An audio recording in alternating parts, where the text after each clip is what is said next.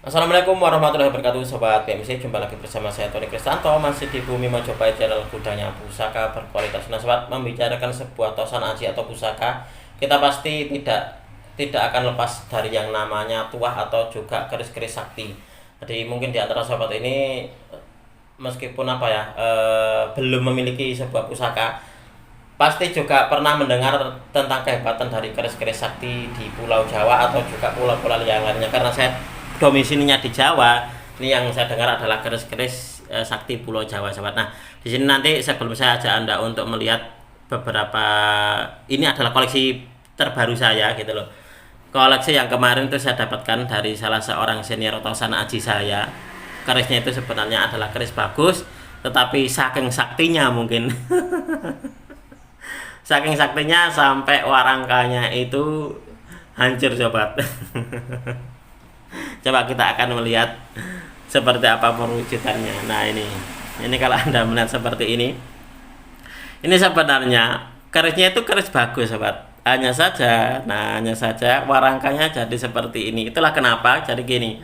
Saya itu di dalam tujuan saya membuat video atau membuat channel YouTube saya itu salah satunya adalah agar kita sebagai penerus dari budaya budaya yang ada di Nusantara, salah satunya adalah tosan aji, itu jangan sampai kita mengabaikan gitu loh, jangan sampai kita takut, jangan sampai kita terus cuek dengan budaya tosan aji.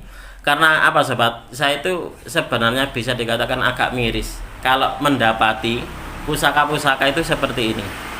Nah ini, jadi kalau kayak gini ini kan apa ya, kesannya itu seolah-olah kita diwarisi sesuatu oleh para leluhur kita atau oleh orang tua kita zaman dulu, tetapi tidak kita rawat. Jadi warisannya itu tidak kita rawat.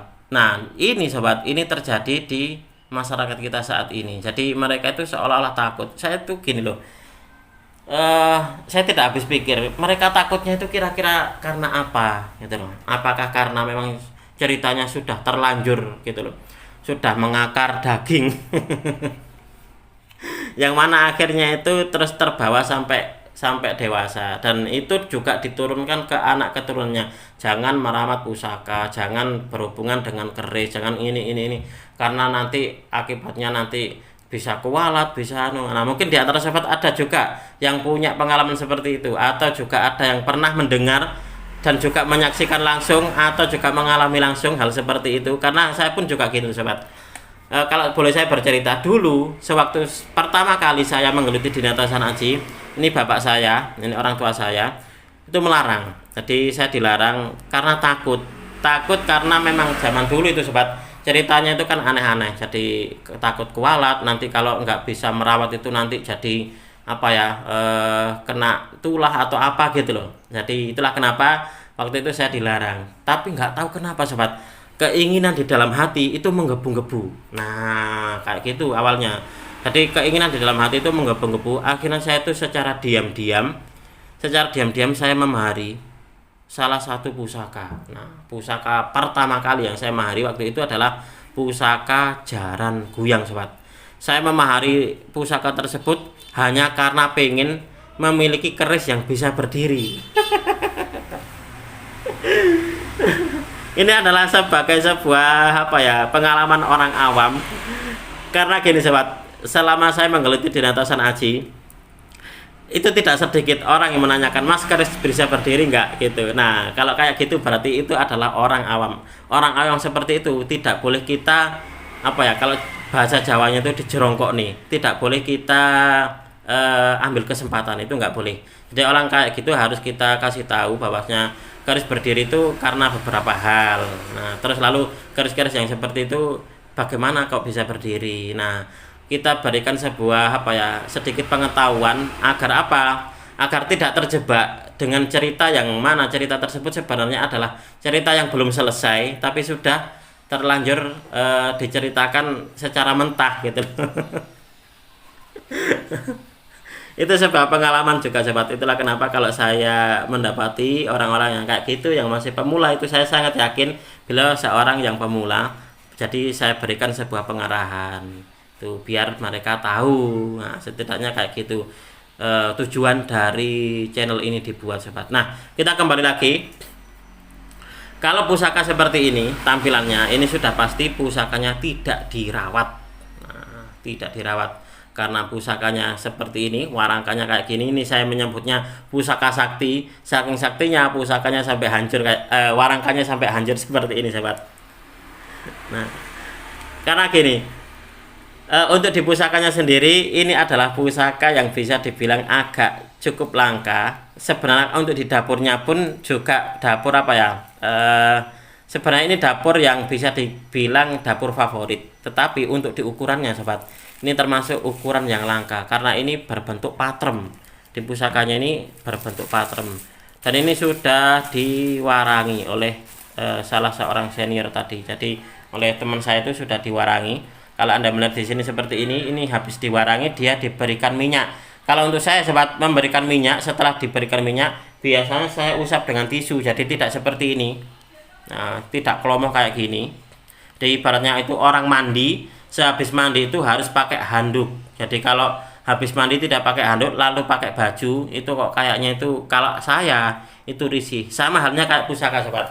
Saya kalau untuk di pusaka-pusaka saya setelah diwarangi, lalu atau saya minyai, itu biasanya setelah diminyai saya keringkan pakai tisu. Jadi saya biarkan beberapa saat, entah itu 1 jam atau beberapa setengah hari atau apa gitu. Nah setelah itu ini biasanya saya lap sobat. Nah saya lap pakai tisu. Biar apa? Biar tidak, saya itu kalau kelomoh-kelomoh banget sebelum disarungkan ke ini ke warangkanya, tetapi masih dalam keadaan kelomoh, itu kok kayaknya saya risih ya, jadi nggak enak gitu loh. Ya itu tadi saya ibaratkan bahwasanya kalau kita mandi, sehabis mandi itu kan kita sebelum memakai baju kita harus pakai handuk dulu. Nah kalau tidak memakai handuk itu kayaknya kurang apa ya, kurang enak gitu loh.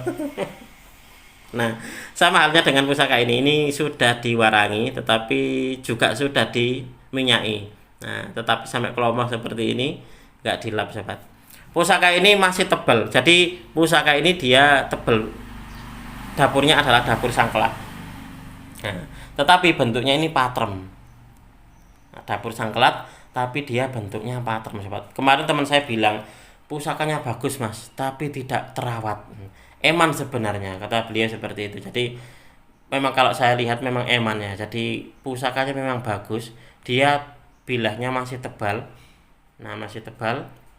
Dan ini masih tergolong pusaka yang agak langka karena ini dapurnya dapur sangkelat tetapi dia patrem. Sama halnya saya mempunyai sobat, kemarin itu saya mendapatkan keris dapurnya Pulang Geni tapi dia patrem. Nah ini pun juga sama, ini juga patrem ini sobat. Kalau nggak salah ini panjangnya 28 cm untuk yang ini. Nah ini pun juga pusaka bagus ini sobat. Di Pulang Geni ini Luk 5, bilahnya ini pulen dan juga rabaannya halus. Ini pun juga ukurannya adalah ukuran patrem sobat. Nah sama halnya dengan sangkelat yang ini. Ini nanti sudah pasti akan diganti warangkanya sobat. Atau mungkin ada yang berminat cuma bilahannya saja ya nggak apa-apa. Saya jadi nggak perlu untuk membalikan warangkanya. Tetapi kalau seumpama belum termahar ya akan saya buatkan warangka. Akan saya carikan ini apakah ada warangka yang warangka ini di galeri, ataukah nanti dibuatkan warangka khusus bentuknya patrem seperti ini. Nah, coba kita akan amati. Nah ini sobat. Untuk di pamornya sendiri ini masuk di pamor apa ini ya, kayak pamor ngulit semongko ini sobat. Untuk di pamornya, nah pamor ngulit semongko, dapurnya adalah dapur sangkelat patrem, bilahnya masih tergolong tebal. Nah ini keren loh ini. Nah untuk di gonjonya ini adalah gonjo, kayaknya ini gonjo apa ini sobat ya, apakah kendit mimang ataukah gonjo mas kumambang ini ya. Karena kalau kita melihat di sini dia berlapis seperti ini, tapi dia ada lapisan yang paling menonjol di bagian tengah, seperti halnya kayak pamor kendit mimang. Nah, seperti ini. Jadi tidak salah bahwasanya rekan Tawasan Aji saya, beliau adalah salah seorang senior tadi, bilang bahwasanya mas keris ini adalah keris bagus, sebenarnya kerisnya itu keris istimewa, tetapi sayangnya dia tidak terawat sobat. Mudah-mudahan ini nanti ada tuan barunya yang sudi untuk merawatnya. Oke sahabat, mungkin untuk di video ini cukup sekian. Saya berterima kasih sekali lagi kepada Anda yang sudah menonton video ini mulai awal hingga akhir. Mudah-mudahan video ini bisa sedikit menambah pengetahuan dan juga wawasan, khususnya bagi Anda para pecinta Tosana Aji pemula. Marilah kita bersama-sama untuk mengenal, mencintai, merawat, dan juga melestarikan Tosana Aji Nusantara, karena kita adalah pewaris dari budaya ini. Jangan sampai kita takut, apalagi alergi dengan budaya kita sendiri. Karena wong Jawa ojo nganti ilang Jawani. Orang Nusantara harus berani untuk punya pusaka. Apabila ada kesalahan dan juga ada kekurangan dalam saya menyampaikan uraian ini tadi, saya memohon maaf yang sebesar-besarnya. Dari saya cukup sekian. Terima kasih dan wassalamualaikum warahmatullahi wabarakatuh. Rahayu, rahayu, rahayu.